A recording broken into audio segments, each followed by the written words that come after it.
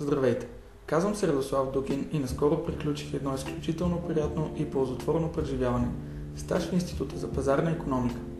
В следващите няколко минути ще ви представя книгата Man vs. the Welfare State на Хенри Хазлит.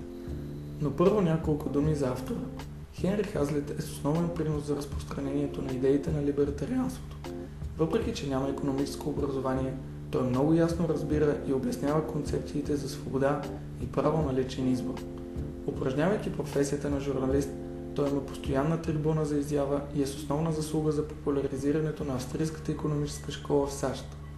Автор е на 25 книги, като най-известната от тях е Икономиката в един урок, предназначена основно за неикономисти, които чрез нея да вникнат в същността на науката. Друга важна негова книга е Провала на новата икономика, в която прави детайлна критика на основния труд на Кейнс The General Theory. Самата книга представлява колекция от множество есета, описващи американската икономика през 60-те години. Man vs. the Welfare State е препоръчително четиво както за начинаещи, така и напреднали икономисти, тъй като принципите, които Хазлит засяга, са валидни и до днес. Ето, например, какво казва Хазлит за ценовия контрол и как той може да доведе до неописуеми последици или по-точно до планова икономика. Предпоставките за ценови контрол се формират от прекомерното харчене на публични средства от страна на държавата. Това на свой ред води до големи бюджетни дефицити. В такава ситуация управляващите държавата се чувстват длъжни да печатат пари, за да могат да финансират харчовете си. Печатането води до обезценяване на парите и съответно до инфлация. Управляващите решават, че искат да помогнат на обществото, като ограничат покачването на цените. За целта избират дадена компания или индустрия, в която да наложат ценови контрол. Това намаля печалбите на производителите и съответно предлагането спада. В стремежа си да върнат печалбите в сектора и да няма недостиг, управляващите поставят ценови контрол и на други фактори на производството. По този начин кръга на контролираните цени става все по-широк, като в даден момент правителството контролира всички цени в държавата, а оттам и производството. Друга разглеждана тема от Хазлит е чуждестранните помощи, които САЩ раздава по това време и ползите от тях. На пръв поглед мотивите изглеждат благородни. Икономически ползи за производителите на даряваните стоки, създаване на приятели, т.е. превръщане на дадени страни в по-малко комунистически, както естествено поради хуманитарни причини.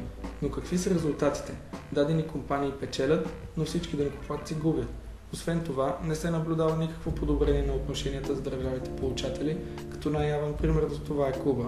Що се отнася до хуманитарните мотиви на помощите, облагите са краткосрочни и достигат до много малка част от предвидените получатели. Затова Хазлит предлага друг начин, по който да се помогне на изостаналите страни.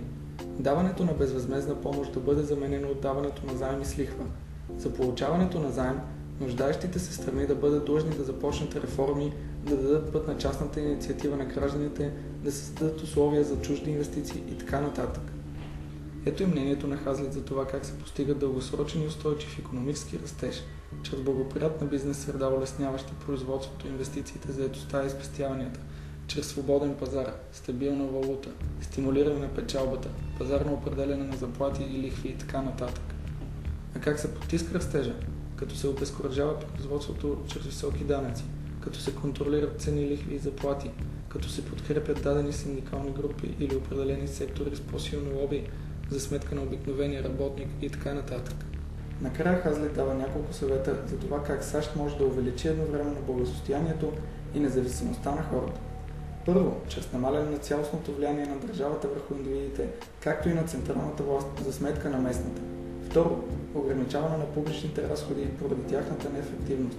Трето, прекратяване практиката на печатане на пари, създаваща инфлация. Четвърто, намаляне на местата на пазара на труда, включително ограничаване на влиянието на отделните групи, обединени в синдикати. Пето, пазарно определяне на всички цени, заплати и лихви, а не по усмотрението на някой бюрократ. Шесто, премахване на всякакви социални програми, в действителност нанасящи вреди най-много на тези, на които са предназначени да помагат. Седмо, премахване на прогресивния данък поради неговата несправедливост. И осмо, свиване на функциите на държавата единствено до защита на гражданите. Изводите, които могат да се направят за България днес, не се различават много от тези отнасящи се за САЩ преди 40 години. Страната ни няма възможност да печата пари, тъй като е във валутен борд и вече въведе пропорционално облагане. Т.е. се намира на правилния път и трябва да продължи активните си действия в тази насока. Тези, които са харесали начина на мислене на Хенри Хазлит, могат да се поинтересуват и от някои от другите му книги. Благодаря ви за вниманието!